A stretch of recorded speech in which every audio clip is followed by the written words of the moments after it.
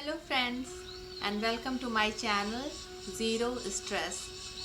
आज हम अपने गुस्से के टॉपिक को, एंगर के टॉपिक को और आगे बढ़ाते हैं और हम जानते हैं उन धारणाओं के बारे में जो हमें गुस्से की आदत को तोड़ने नहीं देते हैं। ठीक है, तो कुछ धारणाएं तो हैं कि गुस्सा जो है वो सामान्य है। गुस्सा जो है हमें शक्ति प्रदान करता है, हमारी शक्ति की पहचान है। हम गुस्सा करके दूसरों को मोटिवेट कर पाते हैं या फिर हम गुस्सा से दूसरों को रियलाइज़ करा पाते हैं कि उनकी गलती है। ठीक है, तो ये सब चीज़ें जो हैं हम चेक करते हैं कि क्या सच में गुस्सा हमें शक्ति प्रदान करता है या हमें शक्तिशाली बनाता है। तो लेट्स चेक। ठीक है, तो सबसे पहले तो ये जानते हैं कि जब हम गुस्सा करते हैं तो हमारे अंदर एक हार्मोन है एड्रेनलिन, वो प्रोड्यूस होता है, वो रिलीज़ होता है, जो कि हमें उत्तेजना देता है और हमें ये लगता है कि हमें ऊर्जा मिल रही है, तो हम सोचते हैं कि हमें वो शक्ति प्रदान कर रही है। ठीक है, दूसरा कि एड्रेनलिन में जो है वो एक एडिक्शन भी होता है, वो एक नशे की तरह होता है जो हमें आदी बनाता है उस चीज़ को, तो बार बार हम करके, इस वजह से मैंने पहले भी कहा कि गुस्सा एक आदत बन जाती है और लॉन्ग टर्म आदत बनती है जो कि तोड़ने में हमें बहुत मुश्किल होती है। ठीक है,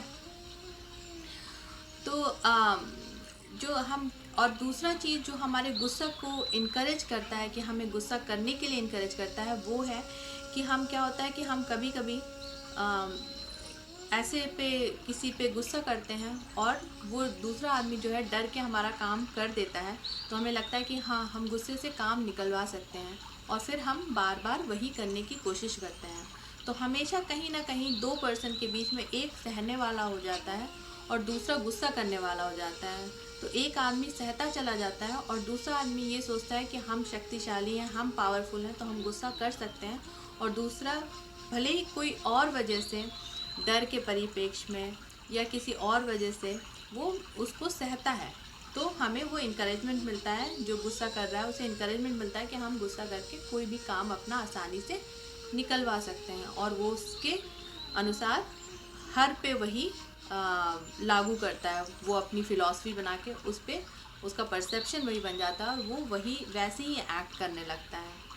ठीक है, अगर हम एग्ज़ाम्पल लें तो माँ बाप और बच्चे का लेते हैं, तो माँ बाप जो है डांट के कभी बच्चे से होमवर्क करवा लेते हैं, जोर से डांट के, जल्दी जल्दी बच्चे खाना खा लेते हैं कि भाई खाना नहीं खा रहे हो, तो डांट दिया और खाना बच्चे ने खा लिया।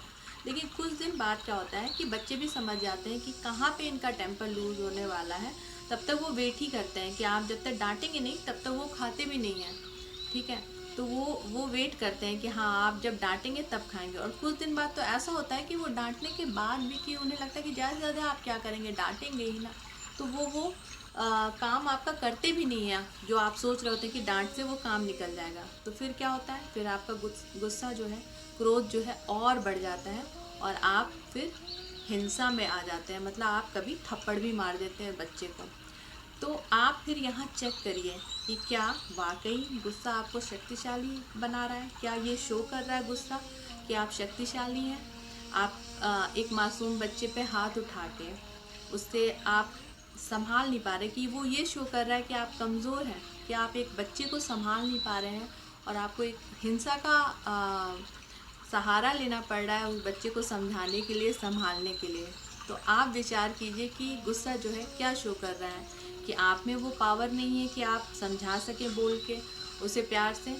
आपको, मतलब इतना आप में टॉलरेंस नहीं है या इतनी आप में क्षमता नहीं है कि आप बच्चे को प्यार से भी समझा सकें। आप उस पर हिंसा कर देते हैं, गुस्सा कर देते हैं और फिर आप सोचते हैं कि हम शक्तिशाली हैं।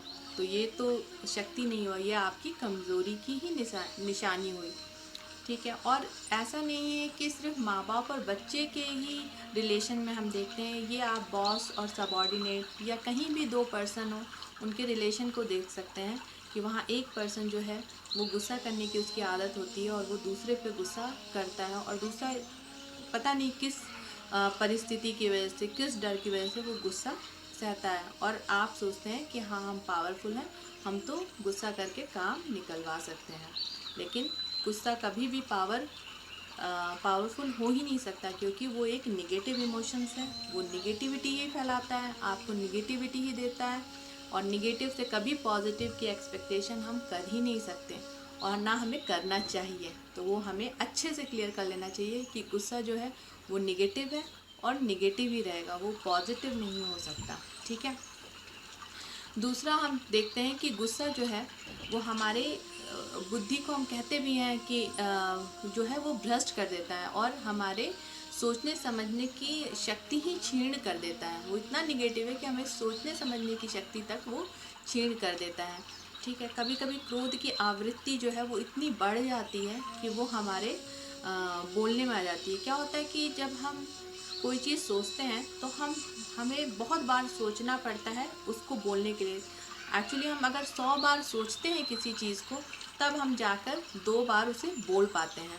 और जब हम 2-3 बार और 5 बार 10 बार उसे बोलते हैं, तब जाके कहीं हम उसे एक्शन में ले आ पाते हैं। तो इतना गैप है।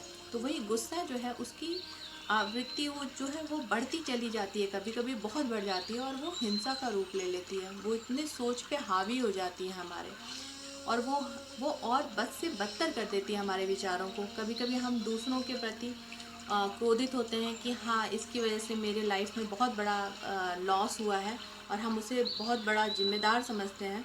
तो हमारे अंदर वो जो है गुस्सा करते करते नफ़रत की भावना आ जाती है। फिर नफ़रत जब आती है तो हमें लगता है कि हमें उससे किसी भी कीमत पर बदला लेना है, तो बदले की भी भावना आ जाती है। तो ये जो क्रोध है वो बढ़ता ही चला जाता है और वो ऊपर की तरफ नहीं बढ़ता, वो नीचे नीचे ही हमें लेता चला जाता है। अगर मैं आपसे पूछूं कि एक अपराधी में और एक सामान्य नॉर्मल व्यक्ति में क्या अंतर है, तो आप सोचिए इसमें। उसमें एक बहुत फाइन लाइन ही है, और वो फाइन लाइन है सोच की। ठीक है। गुस्से वाली सोच की। क्योंकि जो अपराधी है वो सोच रहा है कि मैं दूसरे का नुकसान करूँगा, मैं उससे बदला लूँगा, तो उसके सोच में आया। फिर वो कई बार सोचने के बाद वो उसकी बोल जो है वो हिंसा वाली हो जाती है और वो वायलेंटली बोलता है, ठीक है, दूसरे व्यक्ति से। और कई बार बोलने के बाद वो इतना उसका क्रोध बढ़ जाता है कि उसकी बुद्धि एकदम ही नष्ट हो जाती है और वो हिंसा करता है दूसरे पर।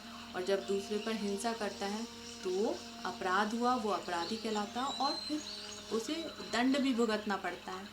ठीक है। लेकिन जो सामान्य व्यक्ति है वो भी गुस्सा करता है, उसके अंदर भी जो सोच में उसके भी आता है कि मैं इसका बुरा करूं, दूसरे का मैं बुरा करूं, कैसे मैं उसका बदला ले लूं। लेकिन उसका क्रोध को उसे काबू पाना आता है, उसे मालूम है कैसे काबू करूं, या उसे दबाता है, उसे कहता है कि नहीं मैं इसे आगे बढ़ने नहीं दूंगा। तो ना उसके ज़्यादा से ज़्यादा आया तो उसके बोल में हिंसा आती है, लेकिन वो एक्शन में नहीं लाता, अपने कर्म में नहीं लाता उस हिंसा को, तो वो उस अपराध से बच जाता है।